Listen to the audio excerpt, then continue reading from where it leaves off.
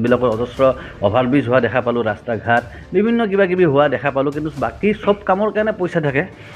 চব কাম ৰাতিৰ ভিতৰতে লাচিত বৰফুকনে গড় নিৰ্মাণ কৰাৰ দৰেও কাম কিছুমান ঘটি গ'ল যোৱা দিনবিলাকত, কেৱল ৰবীন্দ্ৰ ভৱনটোৰ কামটোহে হৈ নুঠে। গতিকে বাদ দিলোঁ, নালাগে ৰবীন্দ্ৰ ভৱন।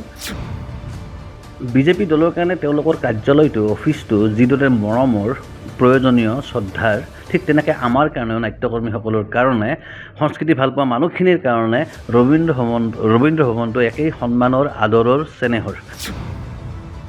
বিজেপিৰ কাৰণে, বিজেপিৰ কথাটো এইকাৰণে কৈছোঁ কিয়নো বৰ্তমান শাসন চলি আছে বিজেপিৰ, গতিকে প্ৰশ্ন তেওঁলোকে কৰিম, তেওঁলোকৰ দিনতে ৰবীন্দ্ৰ ভৱন দীৰ্ঘদিন ধৰি বন্ধ হৈ পৰি আছে। গতিকে বিজেপি দলৰ কাৰণে তেওঁলোকৰ কাৰ্যালয়টো যিদৰে মৰমৰ, আৱেগৰ, শ্ৰদ্ধাৰ, ঠিক তেনেকৈ আমাৰ কাৰণে ৰবীন্দ্ৰ ভৱনটো মৰমৰ, শ্ৰদ্ধাৰ, আৱেগৰ।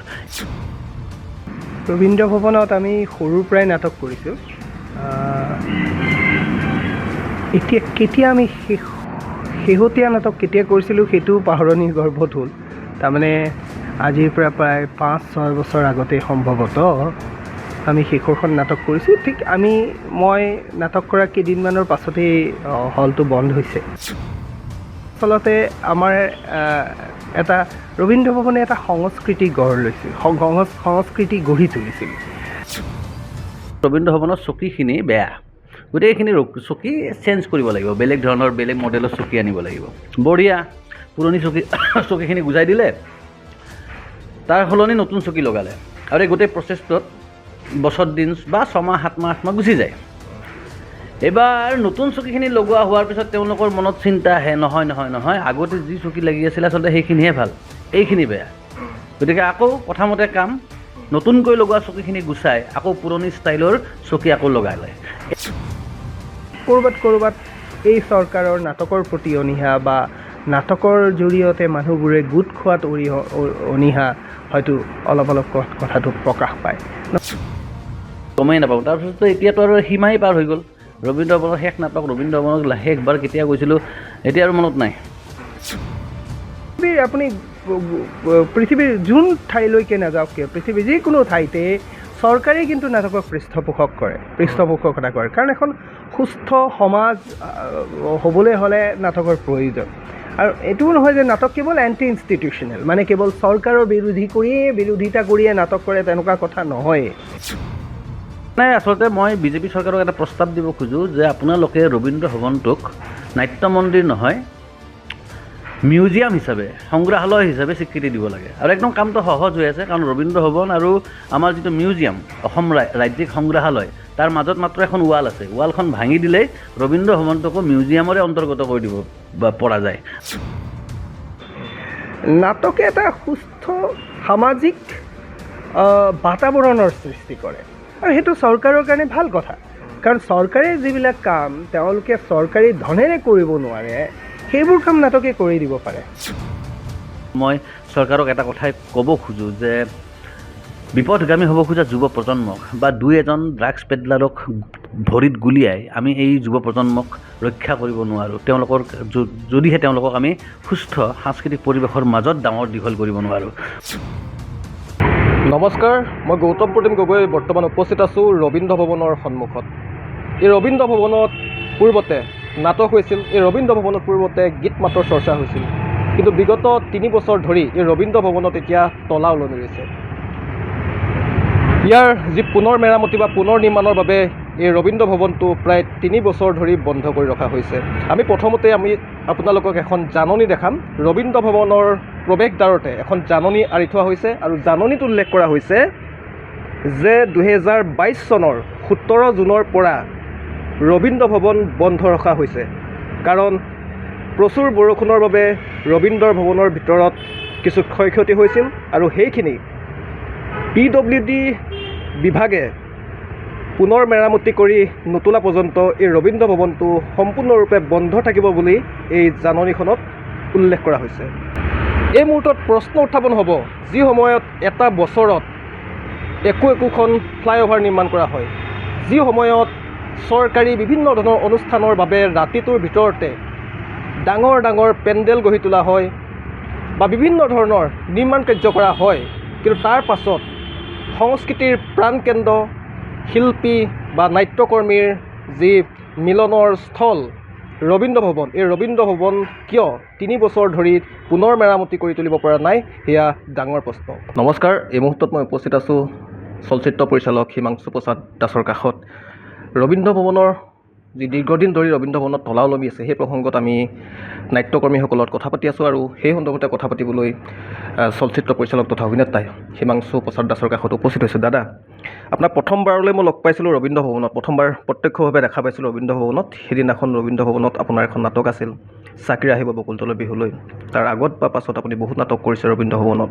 অন্তিমখন নাটক কেতিয়া কৰিছিল আৰু তাৰ পাছত কিয় কৰিব পৰা নাই?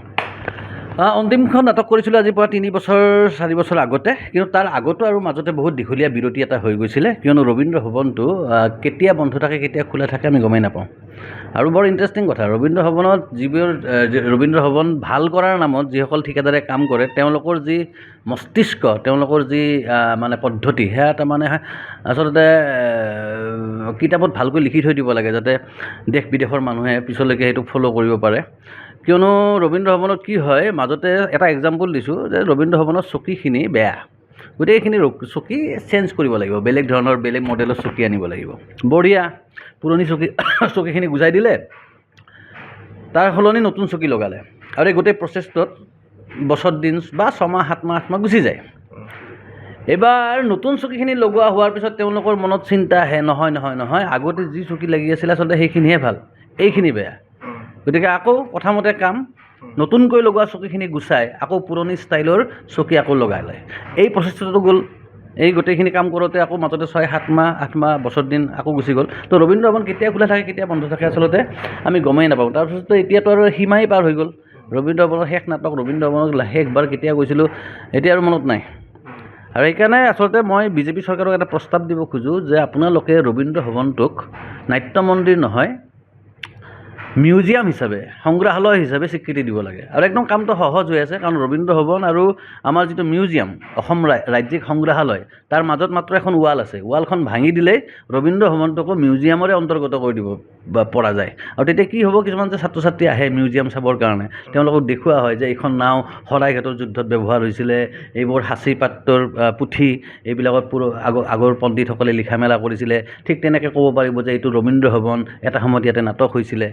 গতিকে অনতিপলমে আচলতে এই কামটো কৰিব লাগে, কাৰণ নাটক কৰিব পৰাকৈতো পৰিৱেশ তেওঁলোকে কৰি দিব নোৱাৰিলে। যোৱা দিনবিলাকত অজস্ৰ অভাৰব্ৰিজ হোৱা দেখা পালোঁ, ৰাস্তা ঘাট বিভিন্ন কিবাকিবি হোৱা দেখা পালোঁ, কিন্তু বাকী চব কামৰ কাৰণে পইচা থাকে। চব কাম ৰাতিৰ ভিতৰতে লাচিত বৰফুকনে গড় নিৰ্মাণ কৰাৰ দৰেও কাম কিছুমান ঘটি গ'ল যোৱা দিনবিলাকত, কেৱল ৰবীন্দ্ৰ ভৱনটোৰ কামটোহে হৈ নুঠে। গতিকে বাদ দিলোঁ, নালাগে ৰবীন্দ্ৰ ভৱন। ৰবীন্দ্ৰ ভৱনটোক কেৱল এটাই শেষ অনুৰোধ যে ইয়াক মিউজিয়াম হিচাপে ঘোষণা কৰি দিয়ক। মই কওঁ যে বিজেপি দলৰ কাৰণে তেওঁলোকৰ কাৰ্যালয়টো, অফিচটো যিদৰে মৰমৰ, প্ৰয়োজনীয়, শ্ৰদ্ধাৰ, ঠিক তেনেকৈ আমাৰ কাৰণেও, নাট্যকৰ্মীসকলৰ কাৰণে, সংস্কৃতি ভালপোৱা মানুহখিনিৰ কাৰণে ৰবীন্দ্ৰ ভৱনটো একেই সন্মানৰ, আদৰৰ, চেনেহৰ। গতিকে মই বুজি পাওঁ, প্ৰতিটো দলৰ নিজৰ কাৰ্যালয়ৰ প্ৰতি এটা আৱেগ থাকে, শ্ৰদ্ধা থাকে, সন্মান থাকে, আৰু তাক আমি যি দলৰে সদস্য নহওঁ কিয় বা যি দলৰ এই কাৰ্যালয় নহওক কিয়, আমি সকলোৰে কাৰ্যালয়ৰ প্ৰতি আমাৰ এটা সন্মান থকাটো উচিত, আৰু আমাৰো আছে, মোৰো আছে। ঠিক তেনেকৈ বিজেপিৰ কাৰণে, বিজেপিৰ কথাটো এইকাৰণে কৈছোঁ কিয়নো বৰ্তমান শাসন চলি আছে বিজেপিৰ। গতিকে প্ৰশ্ন তেওঁলোকে কৰিম, তেওঁলোকৰ দিনতে ৰবীন্দ্ৰ ভৱন দীৰ্ঘদিন ধৰি বন্ধ হৈ পৰি আছে। গতিকে বিজেপি দলৰ কাৰণে তেওঁলোকৰ কাৰ্যালয়টো যিদৰে মৰমৰ, আৱেগৰ, শ্ৰদ্ধাৰ, ঠিক তেনেকৈ আমাৰ কাৰণে ৰবীন্দ্ৰ ভৱনটো মৰমৰ, শ্ৰদ্ধাৰ, আৱেগৰ। এটা কথাই কওঁ যে সংস্কৃতিক তেওঁলোকে গান নাটক চৰ্চাবিলাকৰ যেন কোনো কাম নাই, এইবিলাক যেন অপ্ৰয়োজনীয় অদৰকাৰী মানুহৰ কাম, তেওঁলোকে যেন তেনেকৈ আচলতে প্ৰতিপন্ন কৰিব বিচাৰি আছে। কাৰণ কৈছোঁৱে যে বেলেগ কামৰ কাৰণে তেওঁলোকৰ পইচা থাকে, কিন্তু ৰবীন্দ্ৰ ভৱনটো নিৰ্মাণ কৰাৰ কাৰণে পইচা নাথাকে। কেৱল মই চৰকাৰক এটা কথাই ক'ব খোজোঁ যে বিপথগামী হ'ব খোজা যুৱ প্ৰজন্মক বা 2-এজন ড্ৰাগছ পেডলাৰক ভৰিত গুলিয়াই আমি এই যুৱ প্ৰজন্মক ৰক্ষা কৰিব নোৱাৰোঁ। যদিহে তেওঁলোকক আমি সুস্থ সাংস্কৃতিক পৰিৱেশৰ মাজত ডাঙৰ দীঘল কৰিব নোৱাৰোঁ। সুস্থ সাংস্কৃতিক পৰিৱেশ এটা গঢ়ি তোলাৰ কাৰণে গান, নাটক, চিনেমা, সাহিত্যৰ প্ৰয়োজন আছে, সদায় থাকিব। গতিকে গান, নাটক, চিনেমাৰ পৰিৱেশ এটা জীয়াই ৰখাৰ দায়িত্বটো চৰকাৰৰে, নহ'লে কেৱল জনসংযোগৰ কেইটামান বিজ্ঞাপন বা 2জনমান ড্ৰাগছ পেডলাৰৰ ভৰিত গুলিয়াই আমি যুৱ প্ৰজন্মক বিপথগামী হোৱাৰ পৰা ৰক্ষা কৰিব নোৱাৰোঁ। নমস্কাৰ, মই বৰ্তমান উপস্থিত আছোঁ বিশিষ্ট অভিনেতা জ্যোতিনাৰায়ণ নাথৰ লগত। দীৰ্ঘদিন ধৰি ৰবীন্দ্ৰ ভৱন বন্ধ হৈ আছে। পুনৰ নিৰ্মাণৰ বাবে ৰবীন্দ্ৰ ভৱনত এতিয়া তলা ওলমাই ৰখা হৈছে। মই আপোনাৰ ওচৰলৈ আহিছোঁ যে হয়তো ৰবীন্দ্ৰ ভৱনত আপুনি বহুত নাটক কৰিলে। শেষৰ বাৰৰ বাবে আপুনি কেতিয়া নাটক কৰাৰ সুযোগ পাইছিল, কেতিয়া কৰিছিল? ৰবীন্দ্ৰ ভৱনত আমি সৰুৰ পৰাই নাটক কৰিছোঁ। এতিয়া কেতিয়া আমি শেহতীয়া নাটক কেতিয়া কৰিছিলোঁ সেইটোও পাহৰণিৰ গৰ্ভত হ'ল। তাৰমানে আজিৰ পৰা প্ৰায় 5-6 বছৰ আগতে সম্ভৱতঃ আমি শেষৰখন নাটক কৰিছোঁ। ঠিক মই নাটক কৰা কেইদিনমানৰ পাছতেই হলটো বন্ধ হৈছে।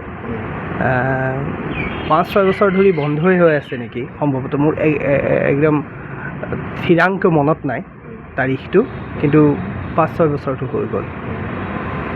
এতিয়া পুনৰ নিৰ্মাণৰ বাবে ৰবীন্দ্ৰ ভৱন 5-6 বছৰ যদি বন্ধ ৰখা হয়, চৰকাৰে এখন ফ্লাইঅভাৰ এবছৰৰ ভিতৰত বনাই দিয়ে, এটা ৰাতিৰ ভিতৰত ডাঙৰ ডাঙৰ নিৰ্মাণ কাৰ্য চলাই দিয়ে, কিন্তু ৰবীন্দ্ৰ ভৱনৰ ক্ষেত্ৰত কিয় এনে হৈছে? আপুনি কি ভাবে? সংস্কৃতিৰ প্ৰতি তেওঁলোকৰ অনীহা নে অন্য কিবা? নহয়, এই কথাটো হয়তো তাৰ কিছু টেকনিকেল কাৰণ থাকিব পাৰে, কিবা কাৰিকৰী হয়তো অসুবিধা থাকিব পাৰে এটা ঘৰ বনি নুঠাৰ। কিন্তু এই পুনৰ নিৰ্মাণ কৰা বা তাক মুকলি কৰি দিয়াৰ কোনো সদিচ্ছা আচলতে আমি দেখিবলৈ পোৱা নাই। গতিকে এই কথাটোৱে হয়তো এইটো প্ৰমাণ কৰে যে এইখন চৰকাৰৰ ইচ্ছাই নাই নেকি। কাৰণ আমি ৰবীন্দ্ৰ ভৱন আচলতে আমাৰ ৰবীন্দ্ৰ ভৱনে এটা সংস্কৃতি গঢ় লৈছিল, সংস্কৃতি গঢ়ি তুলিছিল। নাটক চোৱাৰ সংস্কৃতি, আৰু নাটকৰ মানুহখিনিয়ে নাটক চোৱাৰ আছিলাতে তাত লগ হয়, কথা পাতে, এটা গেট টুগেডাৰ হয়।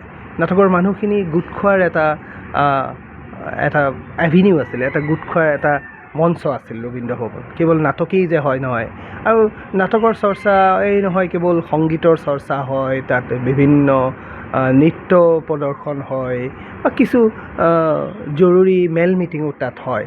গতিকে এনেকুৱা এটা হল বন্ধ হৈ থকাটো, আৰু কিয় বন্ধ হৈছে তাৰো কোনো স্পষ্টীকৰণ নোহোৱাটো বা কিনো হৈ আছে ৰাইজক জানিবলৈ নিদিয়াটোৱে ক'ৰবাত এই চৰকাৰৰ নাটকৰ প্ৰতি অনীহা বা নাটকৰ জৰিয়তে মানুহবোৰে গোট খোৱাত অনীহা হয়তো অলপ কথাটো প্ৰকাশ পায়। নহ'লে আমি বহুবাৰ কৈছোঁ ৰবীন্দ্ৰ ভৱনটো খুলি দিয়ক, ৰবীন্দ্ৰ ভৱনটো পুনৰ নিৰ্মাণ কৰক, নহ'লে পুনৰ ব্যৱহাৰৰ বাবে খুলি দিয়ক, কিন্তু তাৰ কোনো প্ৰত্যুত্তৰ আমাক এতিয়ালৈকে দিয়া নাই, চৰকাৰে দিয়া নাই, বা চৰকাৰী পক্ষৰ পৰা বা সাংস্কৃতিক সঞ্চালকৰ তৰফৰ পৰা কোনো স্পষ্ট বিবৃতি আমি পোৱা নাই এই বিষয়ত। গতিকে এই ক্ষেত্ৰত লাহে লাহে আমি অলপ সন্দিহান হ'বলৈ আৰম্ভ কৰিছোঁ। কিন্তু কি টেকনিকেল প্ৰব্লেম আছে, কিয় পুনৰ খুলি দিব নোৱাৰে বা পুনৰ নিৰ্মাণ কৰিব নোৱাৰে, সেইটো কথা স্পষ্ট কৰিব লাগে চৰকাৰে। মই আপোনাৰ ওচৰলৈ অহাৰ আগত এগৰাকী বিশিষ্ট অভিনেতাৰ লগত ফোনত কথা পাতিছিলোঁ। তেখেতে ক'লে যে মই বৰ্তমান মুম্বাইত আছোঁ, গতিকে এই সন্দৰ্ভত মোৰ প্ৰতিক্ৰিয়া দিয়াত অলপ অসুবিধা হ'ব। কিন্তু তেখেতে এটা কথা ক'লে যে ৰবীন্দ্ৰ ভৱন বন্ধ কৰি ৰখাৰ কাৰণবোৰ হয়তো এনেকুৱা হ'ব পাৰে যে নাটকে সদায় মানুহৰ কথা কয়, নাটকে ৰজাঘৰৰ স্বৰূপ উদঙাই দিয়ে, গতিকে ৰজাঘৰে সদায় নাটক বেয়া পায় বুলি কৈছে, সেইবাবেই হয়তো ৰবীন্দ্ৰ ভৱনো বন্ধ ৰাখিব পাৰে। তেখেতে মোক অনানুষ্ঠানিকভাৱে মোৰ আগত সেই মন্তব্য কৰিছিল। আপোনাৰ ধাৰণা কেনে? তেনে হ'ব পাৰে নেকি? আপোনাৰ ভাৱ কি? নহয়, তেনেকুৱা ঠিক নাটক কাৰো পক্ষ বা পক্ষ বিৰোধী কথা নহয়। নাটক এইটো কথা ঠিক যে নাটকে য'ত দুৰ্নীতি দেখিছে, নাটকে য'ত অনিয়ম দেখিছে, তাৰ বিৰুদ্ধে মাত মাতে। আৰু পৃথিৱীৰ যোন ঠাইলৈকে নাযাওক কিয়, পৃথিৱীৰ যিকোনো ঠাইতে চৰকাৰেই কিন্তু নাটকক পৃষ্ঠপোষকতা কৰে। কাৰণ এখন সুস্থ সমাজ হ'বলৈ হ'লে নাটকৰ প্ৰয়োজন। আৰু এইটোও নহয় যে নাটক কেৱল এণ্টি ইনষ্টিটিউচনেল, মানে কেৱল চৰকাৰৰ বিৰোধিতা কৰিয়ে নাটক কৰে, তেনেকুৱা কথা নহয়। নাটকে এটা সুস্থ সামাজিক বাতাবৰণৰ সৃষ্টি কৰে, আৰু সেইটো চৰকাৰৰ কাৰণে ভাল কথা। কাৰণ চৰকাৰে যিবিলাক কাম তেওঁলোকে চৰকাৰী ধনেৰে কৰিব নোৱাৰে, সেইবোৰ কাম নাটকে কৰি দিব পাৰে, নহয়নে বাৰু? যিকোনো এটা সজাগতাৰ কথা হওক, বা ধৰক এতিয়াই যেনেকৈ লাহে লাহে ইমান অপৰাধ বাঢ়িবলৈ ধৰিছে, এই অপৰাধবিলাকক আমি যেতিয়া বা এনেকুৱা অনিয়মবিলাকক আমি কি কৰোঁ, এখন প্ৰতিচ্ছবিৰ দৰে নাটকৰ মাজত দেখুৱাওঁ, আৰু তাৰ পৰা মানুহে নাটক চাই, নাটকৰে মানুহৰ কেথাৰচিছ হয় বা ৰসস্বাদন হয়, তাৰ পৰা মানুহ জ্ঞান পায়। ৰসস্বাদন হোৱা মানে বা কেথাৰচিছ হোৱা মানে কি, জ্ঞান পায়।